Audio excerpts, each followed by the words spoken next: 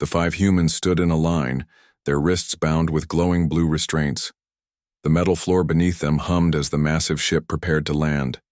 None of them spoke. They had said everything that needed saying during the 3-week journey from Earth. John Carter stared at the alien guard nearest to him. The creature stood nearly 7 feet tall with blue-gray skin that seemed too tight for its frame. Its 4 eyes blinked at different times, giving it a constant, unsettling awareness. John had spent enough time around the Dominion forces during the Earth occupation to know this was a Vextar, one of their warrior class. "Move," the alien ordered, its translator making the words sound flat and emotionless. The humans shuffled forward as a door slid open, revealing a loading ramp. Hot, sulfur-tinged air rushed in, making Lisa Mitchell cough. She was the smallest of the group, with short brown hair and quick eyes that never stopped analyzing her surroundings. "That smell," she whispered to Bill Harris beside her. "High sulfur content in the atmosphere." Bill nodded slightly. The stocky engineer had been quietly studying every inch of the alien technology since their capture. Breathable, but not pleasant. Behind them, Susan Moore adjusted the small pack she'd been allowed to keep. As the only doctor in the group, she'd convinced the aliens to let her bring some basic medical supplies. Kyle Franklin walked at the rear, his geologist's eyes already scanning the reddish landscape visible through the doorway. Admiral Zikhtar stepped into view at the bottom of the ramp. Unlike the guards, he belonged to the ruling Araxian species, tall with an exoskeleton that shimmered with iridescent colors. His central eye fixed on the humans while his 2 smaller eyes blinked rapidly, a sign of amusement among his kind. "Welcome to Planet XP-397, the Admiral said. "Your new home." The humans were marched down the ramp onto the planet's surface. The gravity hit them immediately, noticeably stronger than Earth's pull. John felt as if someone had placed a heavy backpack on his shoulders. "You are here to mine quantium deposits," the Admiral continued. "Your settlement pods and equipment have been deployed 1 kilometer east. You have 6 standard months to extract 50 kilos of refined quantium. If you succeed, you will be retrieved and returned to the Earth labor camps." John caught the quick glance between 2 guards. One made a gesture with its upper limbs that the translator didn't catch, but John had seen it before. It was a betting motion. "And if we fail?" John asked. The Admiral's exoskeleton rippled with color. "Then your service to the Dominion ends." With that, the Admiral turned and walked back up the ramp. The ship's engines were already powering up, eager to leave this hellish place. "They're not even going to show us where to go?" Susan asked, squinting against the harsh sunlight. "They don't expect us to find it," Kyle said quietly. "They don't expect us to survive the night." The ship lifted off, creating a dust storm that forced the humans to cover their faces. When the air cleared, they were alone in a vast alien landscape of red rocks and twisted black vegetation. In the distance, lightning crackled continuously in angry purple clouds. "East," John said, pointing toward a ridge of jagged mountains. "We need to find those pods before dark." They walked in silence for several minutes, each step requiring more effort than it would have on Earth. The air burned slightly in their lungs. "Did anyone else notice?" Lisa finally asked. "The guards were making bets. I've picked up enough of their language to know they were betting on how long we'll last." "I saw," John nodded. "Standard practice for them. They've done this before." Bill stopped suddenly, pointing at something embedded in the rocky soil. "Look." They gathered around what appeared to be a piece of armor, half buried in the dirt. It wasn't human in design. The proportions were wrong, with spaces for too many limbs. "This is Paxillari design," Kyle said, brushing away the dust. "I saw their delegation during the peace talks, before the Dominion decided negotiation was taking too long." "What's it doing here?" Susan asked. John's expression darkened. "Same thing we're doing here. This isn't a mining operation, it's an execution site." A distant roar echoed across the landscape, followed by another, closer one. Something was moving toward them, disturbing the black vegetation. "We need to move," John said. "Now!" They quickened their pace, the higher gravity making their muscles burn. Lisa stumbled, and Bill caught her arm.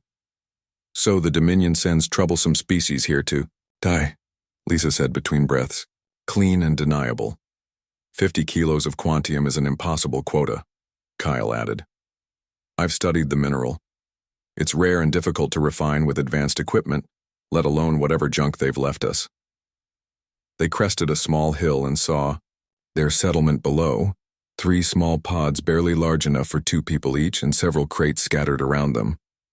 One pod's door hung open, its interior already filled with red dust. Some setup, Bill muttered.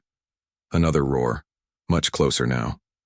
John pointed to a large shape moving between the rock formations, at least the size of an earth bear, but moving with unsettling speed on too many legs. Inside, now, he ordered. They ran for the pods, the strain of the higher gravity making every step painful. Susan reached the first pod and yanked open its door. Inside were 2 narrow bunks and basic survival equipment. This one's intact, she called. Bill and Lisa reached the second pod while John and Kyle sprinted for the crates, grabbing what they could before retreating to the pods. The creature chasing them emerged into full view, a nightmare of chitin and teeth with multiple compound eyes and a scorpion-like tail. John slammed the pod door shut just as the creature reached them. The whole structure shook as the beast slammed against it. Will this hold? Susan asked, eyes wide. We'll find out, John replied, examining the door's locking mechanism. For hours, the creature circled and occasionally rammed the pods. Inside, the humans took inventory of their meager supplies and discussed their situation in hushed voices. The air filters won't last more than a month, Bill said, examining the pod systems. And the power cells are already at 70%. They really don't expect us to last long, Kyle said. The creature finally left as the planet's red sun began to set. The temperature, which had been uncomfortably hot, plummeted rapidly. We need to connect the pods and establish a perimeter, John said. We have maybe an hour of daylight left. Lisa had been quiet, examining samples of the black vegetation she'd managed to grab during their run. These plants, she said finally, they've adapted to conditions that should be impossible for life. Extreme temperature shifts, toxic soil, high radiation. Your point? Kyle asked. Lisa looked up, a glint of determination in her eyes. If they can adapt, so can we. John nodded slowly. The Dominion thinks they've seen the best humanity has to offer during the war. They haven't. Outside, the alien sun sank below the horizon, plunging the landscape into darkness broken only by the continuous lightning storms. Strange howls echoed across the plains. First things first, John said, checking the charge on a laser cutter they'd found in one of the crates. We survived the night. Tomorrow we start showing this planet who's really the apex predator. In orbit above them, a small Dominion monitoring station recorded 5 human life signs on the planet's surface. The Vextar operator transmitted the data back to command with a simple note. All subjects still alive after arrival. Estimate total survival time, 3 planetary days. The Dominion had no way of knowing they had just made the biggest mistake in their conquest history. They hadn't sentenced 5 humans to death. They had planted the seeds of their own defeat. 7 days had passed since the humans arrived on XP-397. The morning brought acid rain that pattered against the metal pods with an angry hiss. Inside the main pod, now connected to the others with sealed corridors built from scavenged materials, John checked their defenses one more time. The sensor net picked up 3 large creatures circling during the night. He told the others as they gathered for their morning meal of bland protein paste. They're learning, working together now. Susan handed out the daily vitamin supplements she had carefully rationed. We need better food soon. This stuff will keep us alive, but we're burning too many calories in this gravity. Lisa nodded in agreement. She had spent most of the previous day studying plant samples under a small microscope they had found in the science equipment. I might have good news on that front. Some of the root vegetables growing in that valley to the south seem edible. They're storing compounds that actually counteract the toxins in the air. You're sure they're safe? Kyle asked. His face had grown leaner in just a week, the higher gravity and constant stress burning away any extra weight. I tested them on cell cultures, Lisa replied. They should be safe in small amounts. And more importantly, I think I can use their fibers to make better air filters. Bill entered from the makeshift workshop he had set up in the third pod. His hands were stained with black fluid. The good news is, I got one of the mining drills, working. The bad news is it burns through power cells like crazy. Outside, the acid rain stopped as suddenly as it had begun. The red sun broke through purple clouds, casting an eerie light across the landscape. We need to find more power cells, John said, and I want to explore that wreckage we spotted from the ridge yesterday.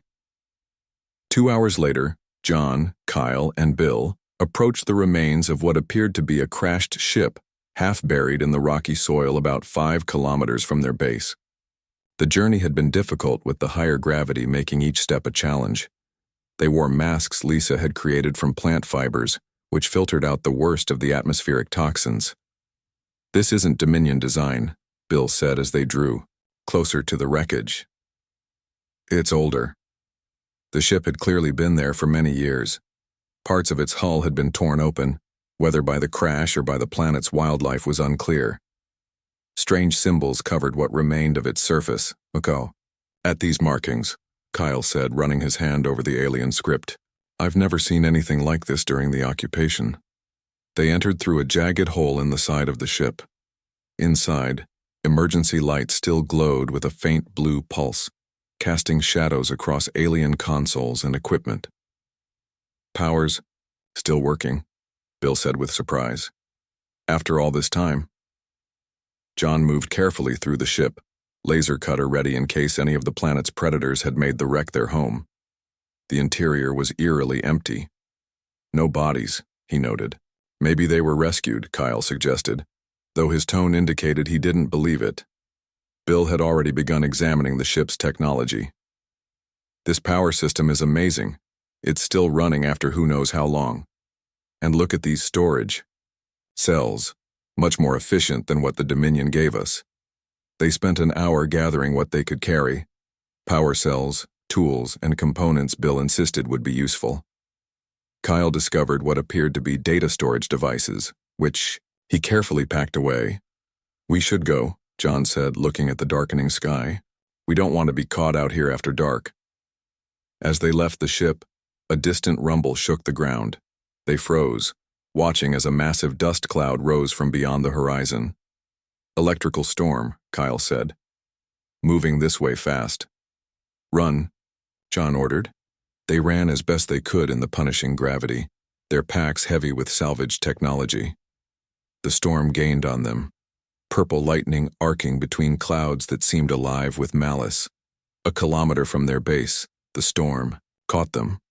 Static electricity made their hair stand on end. The air itself seemed to vibrate with energy. "Down," John shouted as a massive lightning bolt struck nearby, shattering a rock formation. They pressed themselves to the ground as the storm raged above them. The world became a chaos of sound and fury, the very air charged with electricity that made their skin tingle painfully. Then, as suddenly as it had caught them, the storm passed on, continuing its random path across the planet's surface. "That was close," Bill gasped, pushing himself up. His face was streaked with red dust. They made it back to the base as the red sun began to set. Susan met them at the entrance, her expression urgent. "Lisa's found something," she said. "Something big." Inside, Lisa sat cross-legged on the floor, surrounded by plant samples and notes scribbled on scraps of material. Her eyes were bright with excitement. "These plants," she said without preamble. "They're not just adapted to this planet. They're engineered." "Engineered?" John repeated. "By who?" "I don't know," Lisa admitted. "But look at this." She held up a cross-section of a black root. "See these structures? They're too perfect, too systematic. Someone designed these plants to survive here, maybe even to terraform the planet over time." Kyle pulled out the data storage devices they had recovered.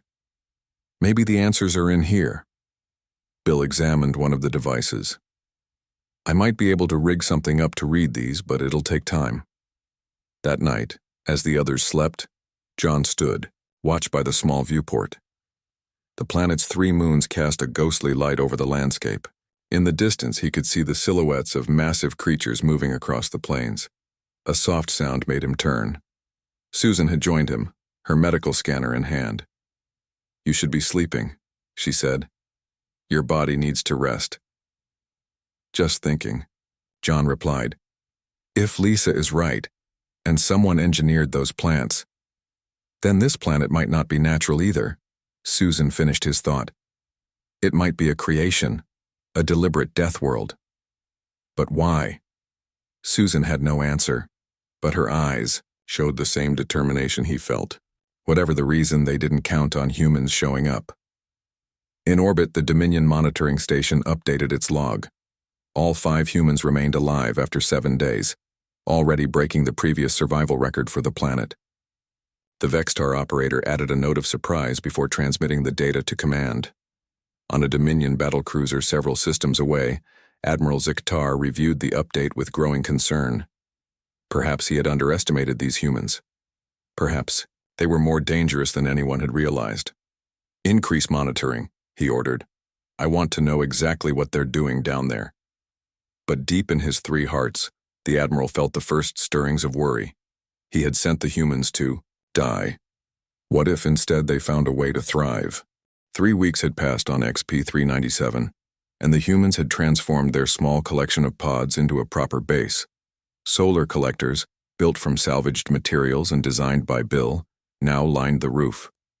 A wall of sharpened metal surrounded, the perimeter protecting them from the planet's predators.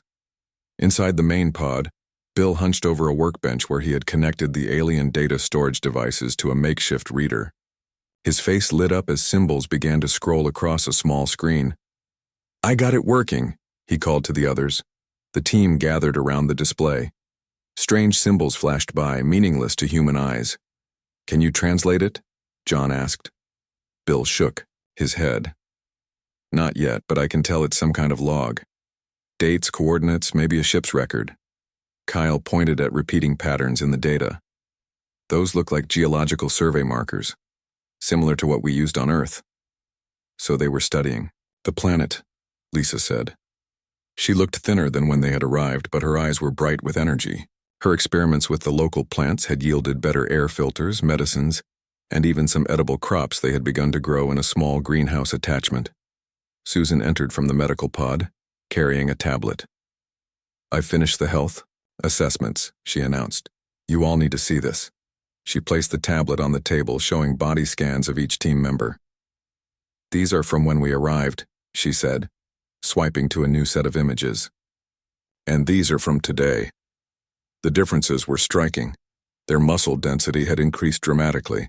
Their lungs showed signs of adaptation to the toxic atmosphere. Even their bone structure appeared to be changing slightly. "We're adapting," Susan said, "faster than should be possible. The higher gravity, the air composition, our bodies are changing to cope with it all." "Is it dangerous?" John asked. Susan shrugged. "It's unprecedented, but so far the changes seem beneficial. We're getting stronger, more efficient at processing the air. Our bodies are literally remaking themselves to survive here." "The food might be helping," Lisa suggested. "Those root vegetables I've been adding to our diet. They contain compounds that seem to accelerate cellular adaptation." Outside, the sky darkened as another electrical storm approached. They had learned to predict them now, using patterns Kyle had observed and recorded. These storms were no longer the threat they had once been. "We need to discuss our next move," John said. "The Dominion gave us 6 months to mine 50 kilos of quantium, which is impossible with the equipment they gave us," Bill added. "But not impossible with what we've learned," Kyle said. He unrolled a hand-drawn map on the table, pointing to a location several kilometers to the north. "I found quantium deposits here, much more accessible than where the Dominion told us to dig. And we have the drill working properly now," Bill added. John nodded slowly. "So we have a choice. We can try to meet their quota and hope they actually come back for us, or," Susan prompted. "Or we can focus on making this place our permanent home," John finished, "because I don't trust the Dominion to keep their word." Lisa gestured toward the screen still displaying the alien data. "There might be a third option. If we can understand what happened here, who built that ship, Who engineered these plants? Maybe we can find a way off this planet ourselves.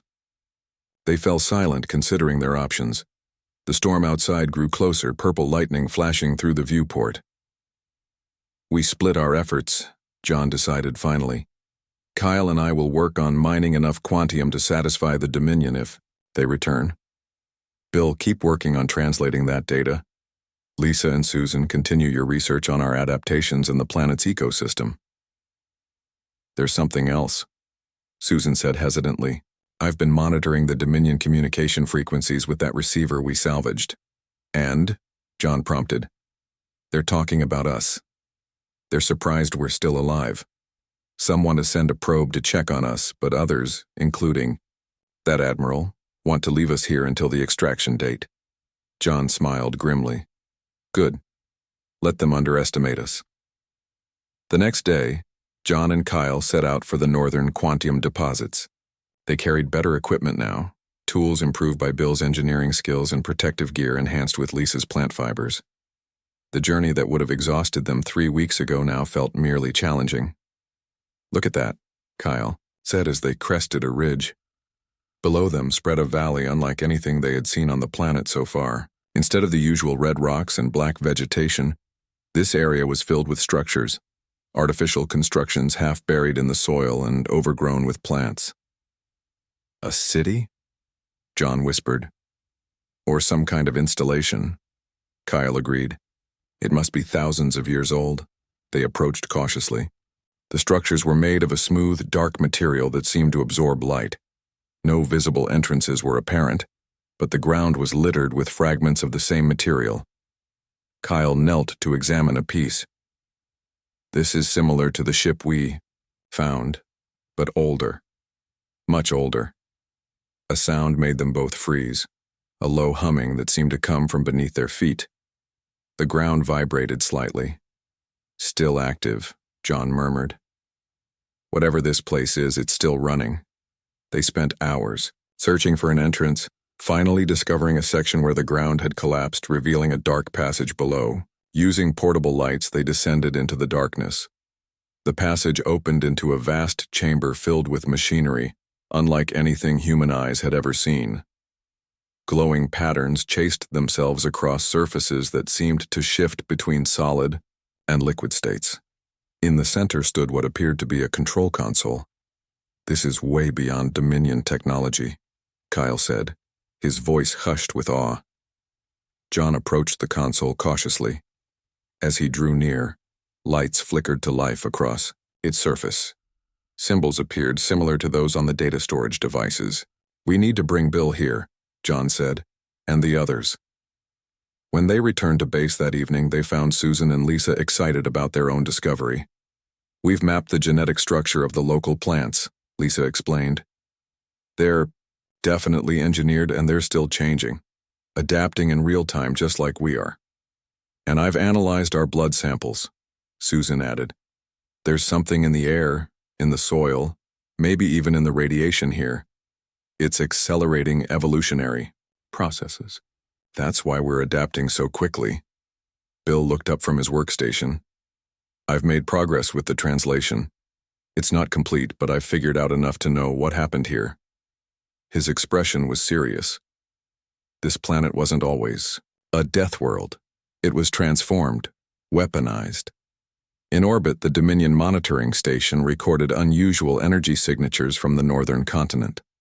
The operator hesitated, then marked it as a natural phenomenon in his report. But privately, he began to wonder what exactly those humans were doing down there. Admiral Zakatar received the latest report with growing unease. Humans were not just surviving on XP-397, they were exploring, building, adapting. Perhaps it was time to reconsider his approach to the human problem. 2 months had passed since the humans arrived on XP-397. Their base now sprawled across the landscape, a collection of interconnected structures built from the original pods and materials salvaged from the crashed ship and the ancient city. A series of defensive walls protected them from the planet's predators, though attacks had become less frequent as the creatures learned to fear the strange two-legged beings.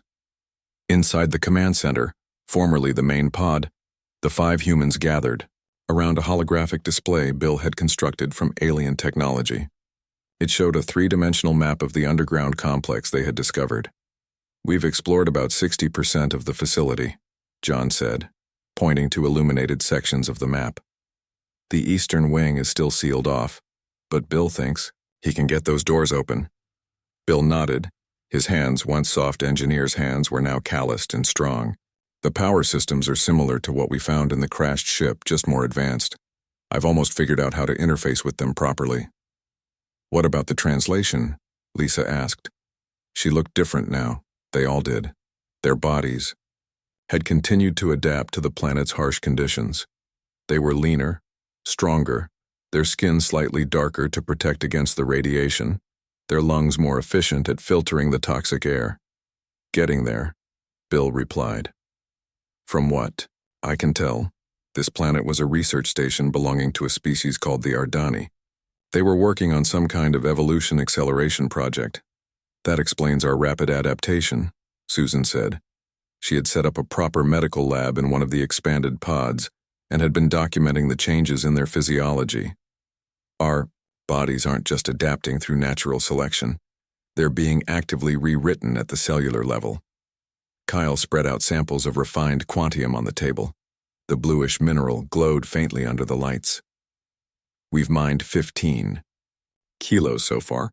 If we keep up this pace, we'll have the 50 kilos the Dominion demanded with time to spare." "And if they don't come back for us?" Lisa asked the question they had all been thinking. John's expression hardened. "Then we find our own way off this rock." After the meeting, John and Bill returned to the ancient facility.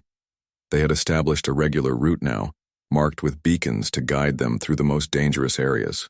The acid rains and electrical storms had become predictable to them, their patterns mapped and understood. Inside the facility, they made their way to the sealed eastern wing. Bill connected a device of his own design to the alien control panel. "This should work," he muttered. "The symbols match what we found in the ship's logs. This is some kind of laboratory section." The device hummed, interfacing with the ancient systems. Lights flickered along the sealed doorway, with a grinding sound that echoed through the empty halls. The massive door began to slide open for the first time in thousands of years. "It worked," Bill exclaimed. They stepped through the doorway into darkness. Their lights revealed a vast chamber filled with equipment and what appeared to be large containment vessels. "What is all this?" John wondered aloud. Bill approached one of the containers. It was cylindrical, made of a glass-like material and filled with a cloudy fluid. As his light shone on it, the fluid began to glow faintly. "I think these are growth chambers," Bill said, "like artificial wombs." They spent hours examining the laboratory, taking images to share with the others. The technology was far beyond anything the Dominion possessed, perhaps beyond anything any current species in the galaxy had achieved. When they returned to base, they found Susan and Lisa waiting with urgent news. "We picked up a Dominion transmission," Susan said. "They're sending a ship. Not for extraction, it's a military vessel." "How long do we have?" John asked. 3 days, maybe 4, Lisa answered. "The signal was encrypted, but we caught enough to know they're coming to check on us. They know something's happening here." John nodded grimly. "We knew this might happen. Time for Plan B." Over the next 2 days, the humans worked frantically. Kyle and Bill spent hours in the ancient facility, working with the alien technology. Lisa and Susan prepared the base, hiding their most important discoveries and setting up what appeared to be a simple mining camp. John worked on their defenses, using knowledge gained from studying both Dominion and Ardani technology. On the railway, 3rd day, their sensors detected a ship entering the planet's atmosphere. "They're here," Susan announced. "Small vessel, military class, probably a scout team." "Places, everyone," John ordered. "Remember the plan." They positioned themselves around the mining equipment, dressed in the tattered remains of their original gear, their advanced tools hidden away. Their appearance had been carefully modified to look as if they were barely surviving. dirt smeared on their faces, clothing torn and patched. The Dominion ship landed a safe distance from the base. 6 Vextar soldiers emerged, weapons ready, followed by a slender Araxian officer. "Inspection team," John muttered. "Stay calm and look weak." The Dominion forces approached cautiously, clearly surprised to find all 5 humans still alive. "You have survived," the Araxian officer stated, his translator making the words sound almost accusatory. John stepped forward, hunching slightly to appear less threatening. "We have followed our orders, Commander. We are mining the Quantium as instructed." The officer's 3 eyes blinked rapidly. "Show me your progress." John led them to a storage container where they had placed exactly 12 kilos of Quantium, enough to show progress but not enough to suggest they were thriving. "This is all you have managed?" the officer asked. "The conditions are difficult," John replied, gesturing around at the harsh landscape. "But we continue to work." The Vextar soldiers, spread out examining the base, one approached the hidden entrance to their real command center, but Lisa intercepted him, offering to show him their small greenhouse where they grew the few plants they had managed to keep alive. The inspection lasted several hours. The Dominion forces scanned the area, took samples, and questioned each human separately. Finally, the officer appeared satisfied. "You will continue your work," he declared. "We will return at the appointed time for extraction." As the Dominion ship lifted off, the humans maintained their act of struggling survivors until the vessel disappeared from view. "They bought it," Kyle said with relief once they were alone. "For now," John cautioned. "But they'll report back to the Admiral. We need to accelerate our plans."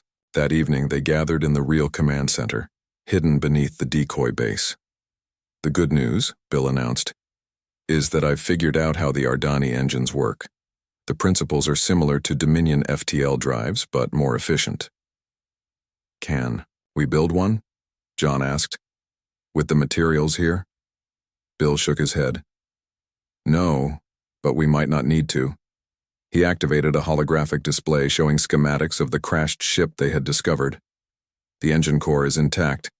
If we can get it running again, we could repair enough of the ship to make it space-worthy." "That's a big if," Susan pointed out. "It's our best option," John said. "We have 3 months before the Dominion returns for the official extraction.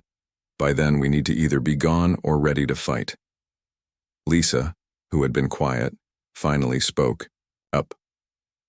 "There's something else we should consider." She looked at each of them in turn. "The Ardani technology, the evolution acceleration, we could use it against the Dominion, not just to escape, but to free Earth." The others fell silent, considering her words. "One step at a time," John said finally. "First, we get that ship working. Then we decide our next move." In orbit, the Dominion inspection team transmitted their report to Admiral Zakatar. The humans were surviving, but barely, struggling against the planet's deadly environment just as expected. The officer recommended continuing the mission as planned. The Admiral reviewed the report carefully. Something didn't feel right. The humans had survived longer than any species ever sent to XP-397. Even in their weakened state, that fact alone was remarkable. "Increase long-range scanning of the planet," he ordered. "I want to know if they do anything unexpected."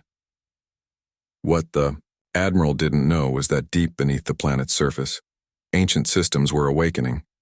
Systems designed by a species that had once rivaled the greatest powers in the galaxy. And the keys to those systems now rested in human hands. 5 months had passed on XP-397. The red sun rose over a landscape transformed by human ingenuity. Solar collectors dotted the hills around the base. Defense towers stood at strategic points, equipped with weapons built from Ardani technology. Fields of adapted plants grew in protected valleys, their black leaves capturing the harsh sunlight. In the underground hangar they had discovered beneath the ancient city, John watched as Bill made final adjustments to the repaired alien ship. They had named it Phoenix, a fitting name for a vessel reborn from the ashes of its crash.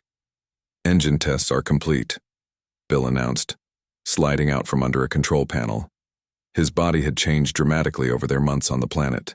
He was lean and muscular now, his movements precise and efficient in the high gravity. "We're ready for the power-up sequence." John nodded.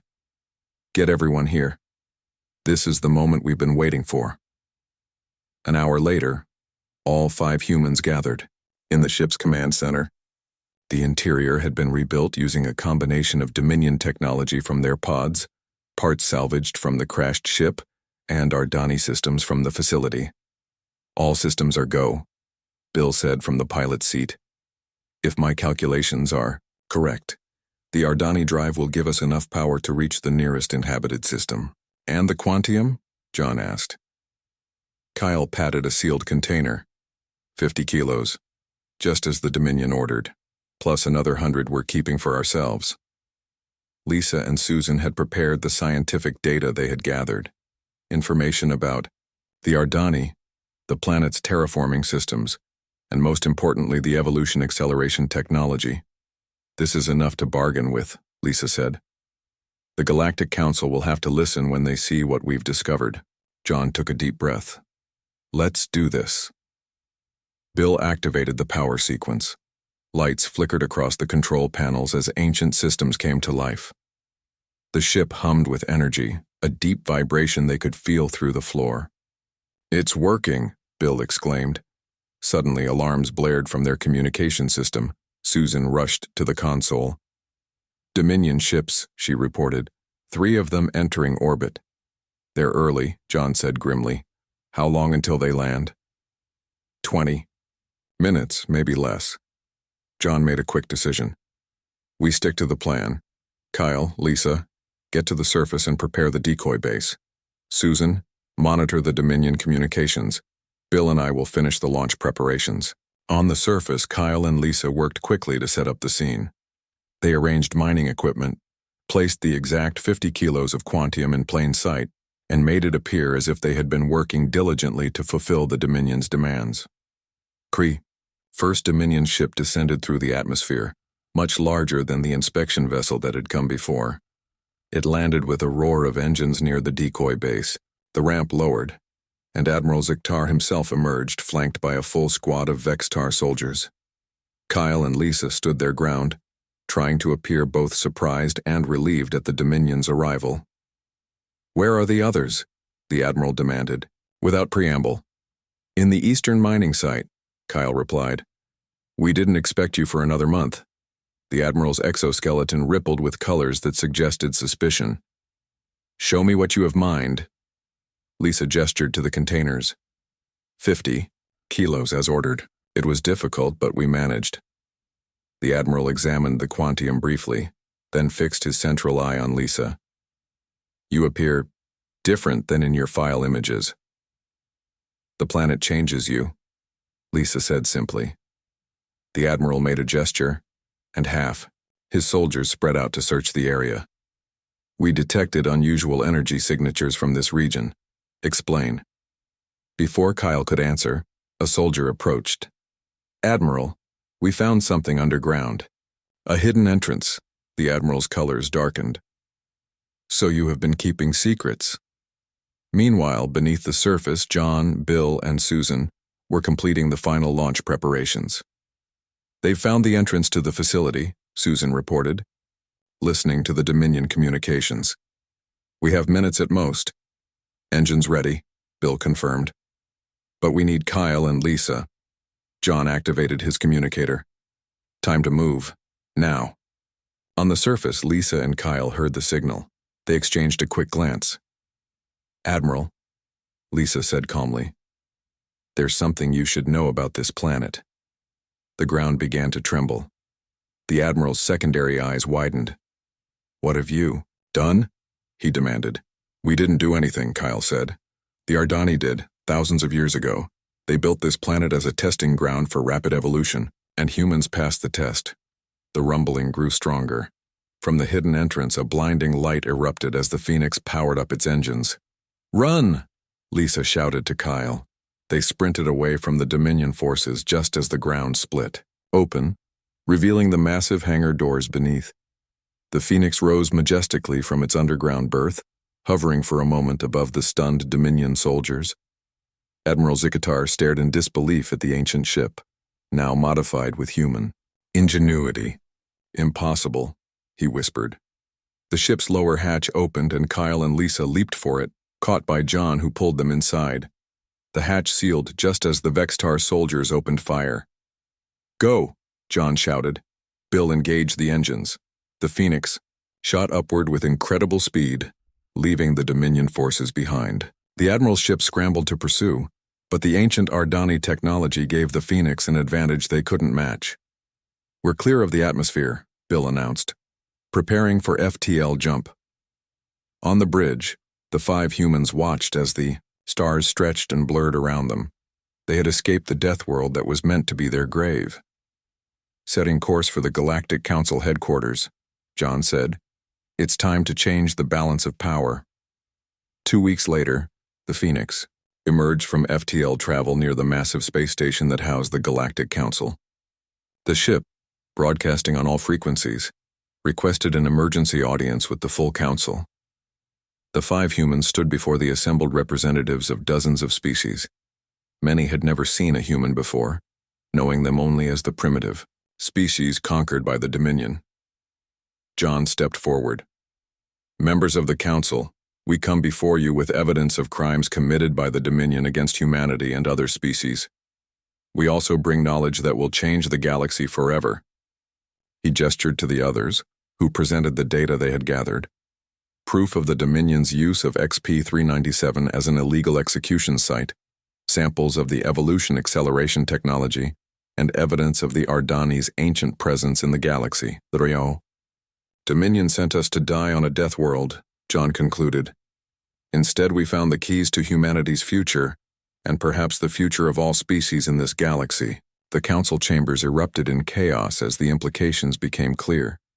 Representatives demanded investigations, sanctions against the Dominion, and access to the Ardani technology.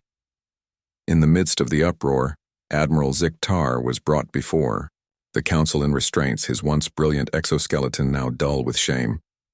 "You should have killed us when you had the chance," John told him quietly. "That was your mistake." The Admiral's 3 eyes blinked slowly. "What are you?"